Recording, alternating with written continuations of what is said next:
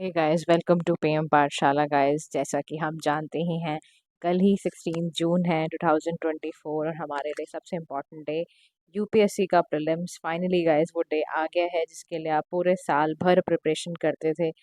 कुछ guys tips हैं जिससे कि पूरी संभावनाएं बन जाएंगी कि आप अपने एग्जाम को बड़े ही काम डाउन होके बड़े ही कूल माइंड से लिख पाओ। उसके लिए कुछ टिप्स फॉलो ज़रूर कर लेना। The very first thing is, please आज रात को पहले तो आराम से सो जाना। मत रात भर पढ़ना, क्योंकि यार कल सारे दिन आप देख ही रहे हो कितना वेदर कंडीशंस भी खराब हैं। और उसके बाद अगर आप रात को सोते नहीं हो तो फिर कल दिन में बहुत नींद आएगी, जिस वक्त आपको बहुत इंपॉर्टेंट डिसीजंस क्वेश्चंस के लिए लेने होंगे। समझ रहे हो? तो ऐसा सबसे पहले मत करना, आराम से आज रात को सो जाओ कल टाइमली, क्योंकि उठना भी बहुत ज़रूरी होगा।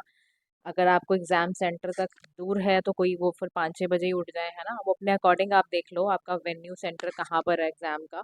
उसके अकॉर्डिंग डिसाइड करो कि आपके लिए अर्ली कितना अर्ली हो सकता है कि आप उठ जाओ, क्योंकि इतना टाइम तो होना आपके पास कि आप रेडी हो जाओ, सारा सामान एक बार ही देख लो, है ना? तो ये चीज़ ज़रूर देखना। हो सके अपने आप को रिलैक्स करने के लिए, रिलैक्सेशन के लिए, I am not just saying का मेडिटेशन। अगर आपको कोई लगता है कोई म्यूज़िक, कोई काम म्यूज़िक आपको बहुत सूदिंग सा लगता है और आपको वो रिलैक्सेशन देता है, तो कुछ ऐसी चीज़ें शुरू कर दो करना। ठीक है? कुछ आपको लगता है कि कुछ चॉकलेट बॉल्स खा के रिलैक्सेशन हो रहा है, मतलब what ever you feel like, है ना? तो आपका ना देखो, अल्टीमेट हमें ना ये चाहिए, हमें चाहिए कि हमारा माइंड जो है वो काम रहे, इसलिए ये बहुत ज़रूरी रहेगा।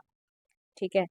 एग्ज़ाम डे है, कुछ भी छोले भटूरे टाइप चीज़, इतनी हैवी चीज़ प्लीज़ मत खाना। बहुत ही लाइट एंड न्यूट्रिशियस ब्रेकफास्ट करना। देखो, मैं ये कहूँगी कि ना आप बाहर का भी खाना अवॉइड ही करो। रीज़न, एक तो बहुत हीट है अभी बाहर, है ना? तो आप क्या इस ऐसा कुछ ले पाओगे? हाँ, कोई चांस नहीं है, कोई चॉइस नहीं है आपके पास तो बात अलग है। बट घर का ही फूड लेके जाओ, प्रेफर करो, और बैग में रख के जाना, और बहुत लाइट कुछ टाइप से ऐसा ले लो जिससे कि आपको ना वो न्यूट्रिशन वाला खाना पार्ट भी मिल जाए और आपका दिमाग भी चलता रहे और लाइट भी रहे। बहुत ज़्यादा ऐसे बर्गर पिज़्ज़ा मत खा लेना जिससे पेट इतना भर जाए कि फिर आपको पेपर सेकंड पेपर लिखने में प्रॉब्लम हो रही हो। ठीक है? तो ये गलती सच में मत करना, वरना दिमाग नहीं चलता है। आई एम टेलिंग यू, तुम्हें नींद भी आने लग जाएगी। तो आपको दोनों पेपर से पहले हैवी फूड्स बिल्कुल भी नहीं खाने हैं। ठीक है? और तीसरी चौथी बात क्या है कि आपने एग्जामिनेशन सेंटर पर प्लीज़ टाइम पे पहुंच जाओ। ये मत सोचो कि 9 बजे क्लोजिंग टाइम है, मैं तभी पहुंच के दिखाऊंगा, तो ऐसा नहीं करो। आप पहले ही मैंने इंस्ट्रक्शन वाला पार्ट ऑलरेडी डाल दिया है, please read that instructions properly, I am again and again telling you. ठीक है? उसके बाद read questions carefully before rushing to solve papers. देखो, एक बार हम पेपर पढ़ते हैं ना, हमें लगता है कि कुछ नहीं आ रहा हमें, एनजाइटी इतनी उस लेवल पर होती है हमारी कि हमें लगता है हमें कुछ नहीं आ रहा। एक रीडिंग पे मत फैसला ले लेना कि यार मेरे को तो लगातार इतने क्वेश्चन ही नहीं आए, मेरे को तो समझ नहीं आ रहा है पेपर कहाँ से आ गया। तो ऐसा बिल्कुल भी नहीं सोचना है। आप एक दो रीडिंग सबसे पहले लो, जो आपने अपनी हैबिट मॉक प्रैक्टिस के ड्यूरेशन में डाली थी 1-2 बार पढ़ने की। और मैं कहती हूँ इवन मॉक क्वेश्चंस को करते करते भी ये हैबिट आपकी पड़ गई होगी, अगर आपने अच्छे खासे मॉक क्वेश्चंस करे हैं तो। उसके बाद हर सेक्शन के लिए टाइम प्लीज़ एलोकेट करो, बिल्कुल करो आप। ठीक है? लेकिन ये गलती मत करना कि किसी एक क्वेश्चन को लेकर ही बैठ गए आप, कि आज तो मैं इससे लड़ाई करूंगा, आज तो मैं इससे जीतूंगा। तो ऐसा कुछ करने की ज़रूरत नहीं है आपको।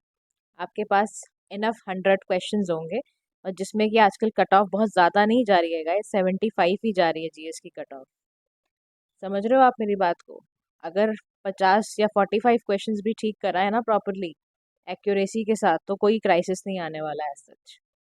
फिर आप ना वाइल्ड गैसिंग से बिल्कुल बचना, इसीलिए मैंने ना आपको वो भी दिया हुआ है, how to attempt GS paper 1, how to approach CSAT वाला पेपर। वो इसीलिए मैंने दिया था कि आप सही ढंग से एलिमिनेशन टेक्निक ढूंढकर अच्छे से लगाकर ही काम करो। ऐसे गेसेस मत लगाने लग जाना कि नेगेटिव मार्किंग आपकी होने लग जाए। एंड लास्ट में ये ज़रूर ध्यान रखना, जब सीसेट के पेपर हो ना, उससे 1 घंटा पहले जब ब्रेक मिल रहा होता है कुछ लाइट फूड वगैरह लेने के बाद, उसके जो भी सीसेट फॉर्मूलाज हैं उनको बस रिवाइज कर लेना, ताकि ना आप इंगेज रहो उस मामले में भी, कि आपको नेक्स्ट पेपर दे के जाना है। एकदम रिलैक्स मत हो जाना कि चलो अब खाना पीना खा के अब तो नेक्स्ट पेपर ही रह गया है। तो अब तो आपको पता है CSAT again a very important task है वो आपके लिए।